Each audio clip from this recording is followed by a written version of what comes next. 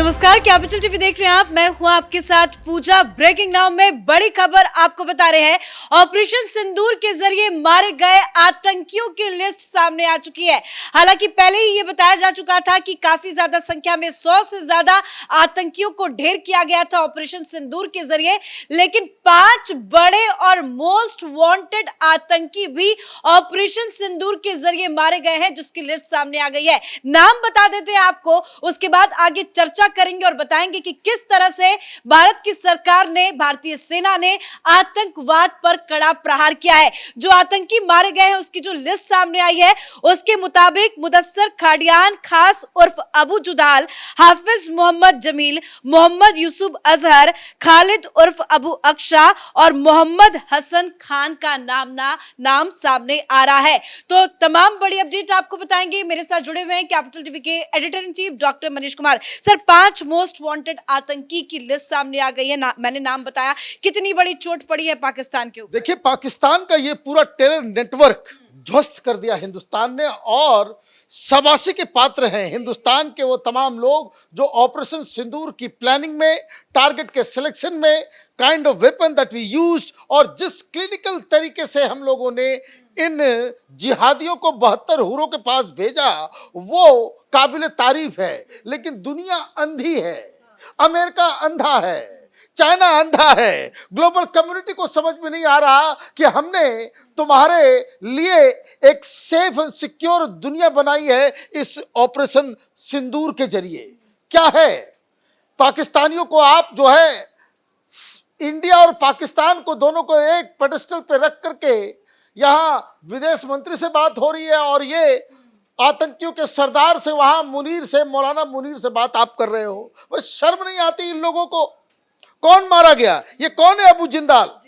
अबू जिंदाल ये दरअसल लश्कर तोयबा का बहुत बड़ा कमांडर और प्रमुख था ये, और मुदीरके का, जहां पे वो जो गुंबज पे जो मारा गया उसका वो हेड था, मतलब हेडक्वार्टर का पूरा नेतृत्व ये किया करता था। और जब मारा गया तो वहां पंजाब के मुख्यमंत्री मरियम नवाज वहां पे आकर के उसको पुष्पांजलि दे रही है। शर्म करो यार, यही आतंकवादियों ने तुम्हारे बच्चों को मारा। ये कहते हो भाई इतने सारे लोग हम आतंकवाद के शिकार हैं, तुम खाक शिकार हो? तुम जाकर के पुष्पांजलि दे रहे हो, और उसको जो नमाज जनाजा को लीड किसने किया? हाफिज अब्दुल रऊफ। कौन है ये? कौन है ये वहशी दरिंदा? मैं देख रहा था कल टाइम्स नाउ के ऊपर इंटरव्यू चल रहा था डैनियल पर्ल के पिता का, और उससे ये पूछा गया कि जब ये तस्वीर आई तो आपको क्या लगा? उन बोले कि भाई ये ग्लोबल कम्युनिटी तो जस्टिस किया ही नहीं। भाई पाकिस्तान की मुख्यमंत्री, वहां का आईजी, वहां का लेफ्टिनेंट जनरल, पंजाब पुलिस का आईजी, वो सब वहां पे सैल्यूट दे रहे हैं, उसको पंजाब का फ्लैग दे रहे हैं, उसको एक जैसे कोई वीर होता है, जैसे कोई बड़ा नेता होता है। उसको आप ये करने के लिए नमाज जनाजा में, ये रऊफ कौन है जिसने डैनियल पर्ल को गर्दन से काटा था? मतलब इसका मतलब ये हो गया इस दुनिया में कि आप जो भी कर लो, लेकिन वेस्टर्न पावर्स जो है, जब तक इनके घर के अंदर, इनके पिछवाड़े के अंदर बॉम्ब ब्लास्ट नहीं होता है, तब तक इनको जो है आतंकवाद नजर नहीं आता है। दूसरा, एक तो बताइए सालम मर गया उसका, बताइए सालम मर गया इस हाफिज सईद का, वो भी गया 72 हुरों के पास, जिसका नाम है यूसुफ अजहर। वो तो सोया सोया ही रह गया होगा। जिस तरीके का बॉम्ब, इसलिए मैं कह रहा हूं कि जिस तरह का क्लिनिकल ऑपरेशन क्या, हाफिज मोहम्मद जमील ये भी साला था, ये भी साला था, है ना? एक बहनोई, एक साला, ये पूरे खानदान को जो है, इसलिए ये रो रहा था। सब लोग, सारे लोग कह रहे थे मैं भी मर जाता। भाई अभी टाइम आएगा। आरोप है कि मुस्लिम युवाओं को कट्टरपंथी बनाने के लिए फंडिंग यही करता था, यही फंडिंग का मुख्य प्रमुख था। देखिए ये सारा, ये पूरा का पूरा पाकिस्तान, ये आतंकिस्तान है। ये जानवर वहशी दरिंदे हैं। ये लोगों को मौत की फैक्ट्री में लोगों का ब्रेन वॉश करके ये लोगों को मरवाते। भाई कश्मीर के अंदर मारते हैं तो कुछ लोग पाकिस्तान के अंदर भी मारते हैं, ये कभी अमेरिका में भी जाकर के मारते हैं, ये लंदन में भी ब्लास्ट करते हैं। ये ग्लोबल टेररिज्म का ये लोग क्या कर रहे हैं? ये लोग जिहाद कर रहे हैं। एक और शख्स है खालिद उर्फ अबू अक्सा, ये अबू अक्सा भी जो है वो ये तस्कर था, ये ड्रग पेडलर था। ड्रग पेडल से जो पैसा आता है कैश, उससे जिहाद चल रहा था। माने इस्लाम का परचम ये लहरा रहे हैं ड्रग्स के धंधे से। ड्रग्स का धंधा जो हो रहा है उससे इस्लाम का जो है नाम आगे लेकर के जा रहे हैं। और जैसे मोहम्मद का आतंकी था ये मोहम्मद हसन खान, ये कमांडर था। वो लगता है कि वो गलती से गलत समय पे पहुंच गया, वो वहां पे घूमने के लिए गया हुआ था और सिर पे जो है वो बम गिर गया। तो ये सारे लोग, ये तो अच्छा हुआ कि ये लिस्ट आ गया है और भारत की सरकार को इसको ट्रंप को भेज देना चाहिए कि अपने ओवल ऑफिस में जो है वो आप चिपका के रखना। और इसलिए चिपका के रखना कि ताकि आपको ये याद आता रहे कि आपने आईएमएफ के जरिए जो पैसे दिए हैं ये सब पैसा इन्हीं लोगों के पास जाएगा, इन्हीं खानदानों के पास जाएगा। एक बहुत बहुत महत्वपूर्ण नाम है मोहम्मद यूसुफ अजहर, जो कि IC 814 विमान अपहरण मामले में वांटेड था, इसे भी मार दिया गया है। सर ये लिस्ट तो सामने आ गई है, ये लिस्ट 7 तारीख को जो ऑपरेशन सिंदूर के जरिए मारे गए आतंकियों की लिस्ट है। क्या इसी वजह से पाकिस्तान की बौखलाहट है कि ये सारे आकाए जो है ये मारे गए हैं, तभी ये हम पे हमला कर रहा है? देखिए ये तो छोटी सी लिस्ट है, अभी धीरे धीरे ये लिस्ट बढ़ती रहेगी, क्योंकि भारत सरकार ने जो टारगेट किया था 9 ठिकानों का टारगेट किया, और वो 9 ठिकानों में क्या किया, 3 बड़े आतंकी संगठन को। और इतने दिनों से प्लानिंग चल रही थी, तो प्लानिंग सिर्फ इस बात की नहीं थी कि कहां कहां किस आतंकी संगठन का ठिकाना है, लश्कर का कहाँ है, और फिर मुजाहिदीन का कहाँ है, हिजबुल मुजाहिदीन का कहाँ है, जैसे मोहम्मद का कहाँ है। ये 3 बड़े आतंकी संगठन